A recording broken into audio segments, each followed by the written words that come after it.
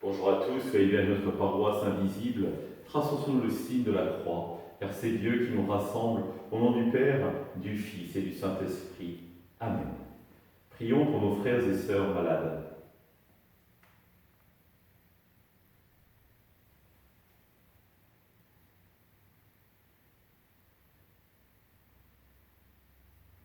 Prions pour les soignants et tous ceux qui œuvrent pour le bien commun.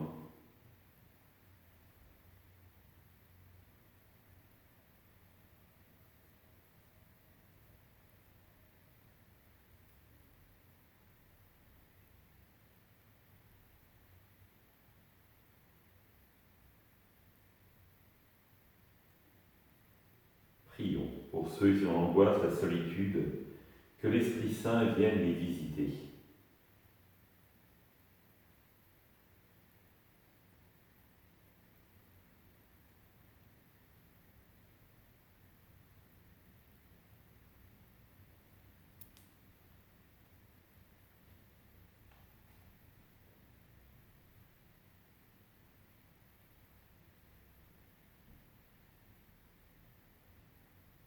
Et pour magnifier notre communion, je vais maintenant allumer cette bougie au cierge pascal.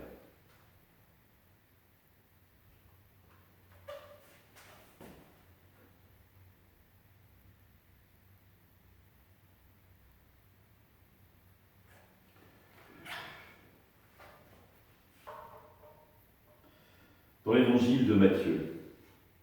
Vous êtes le sel de la terre, mais si le sel devient fade, comment lui rendre de la saveur? Il ne vaut plus rien, on le jette dehors et il est piétiné par les gens. Vous êtes la lumière du monde. Une ville située sur une montagne peut être cachée. On n'allume pas une lampe pour la mettre sous le boisseau. On la met sur le lampadaire et elle brille pour tous ceux qui sont dans la maison. De même que votre lumière brille devant les hommes. Alors, voyant ce que vous faites de bien, ils rendront gloire à votre Père qui est aux cieux.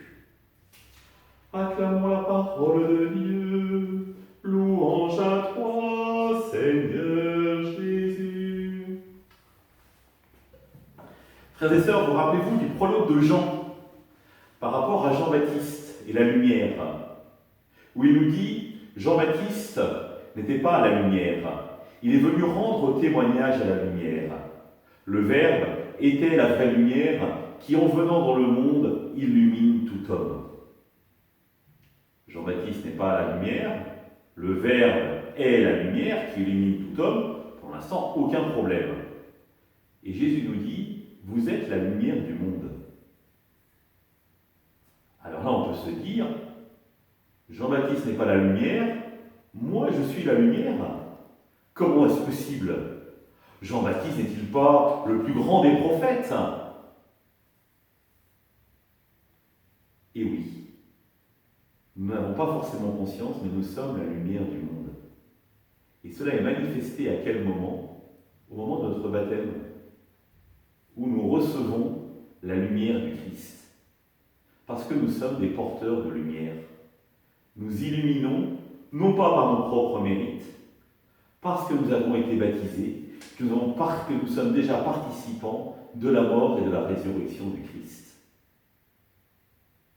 Et quand le Christ nous dit vous êtes la lumière du monde, c'est plus une responsabilité qu'il nous attribue, qu'il nous donne, qu'un honneur. Oui, comment irradions-nous de la lumière du Christ?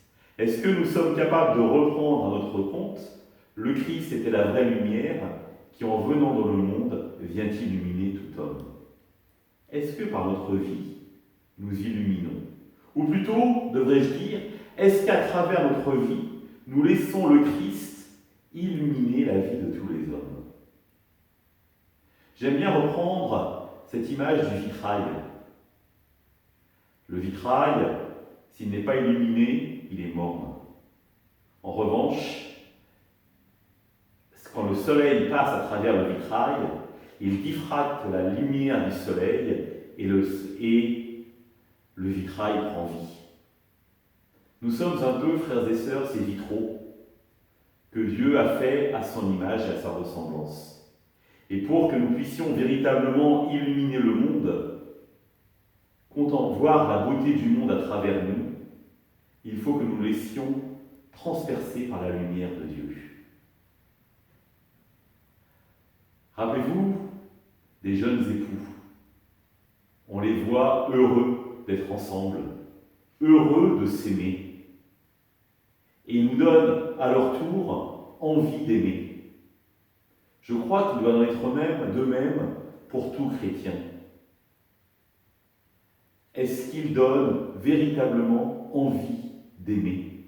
Est-ce que nous donnons autour de nous, parce que nous irradions et nous rayonnons du Christ, cette envie, comme le Christ, d'aimer davantage, de ne cesser de vouloir aimer et d'ainsi de témoigner de Dieu? Ainsi, nous serons véritablement ce que nous sommes appelés à être, la lumière du monde. L'autre formule de Jésus, le sel de la terre, c'est-à-dire nous serons capables de donner à notre humanité le goût d'aimer. Ensemble, nous prions. Notre Père, qui es aux cieux, que ton nom soit sanctifié, que ton règne vienne, que ta volonté soit faite sur la terre comme au ciel. Donne-nous aujourd'hui notre pain de ce jour. Pardonne-nous nos offenses, comme nous pardonnons aussi à ceux qui nous ont offensés. Et ne nous laisse pas entrer en tentation, mais délivre-nous du mal. Amen. Que le Seigneur nous bénisse, nous accompagne notre journée, nous garde dans la paix, au nom du Père, du Fils et du Saint-Esprit. Amen. À demain.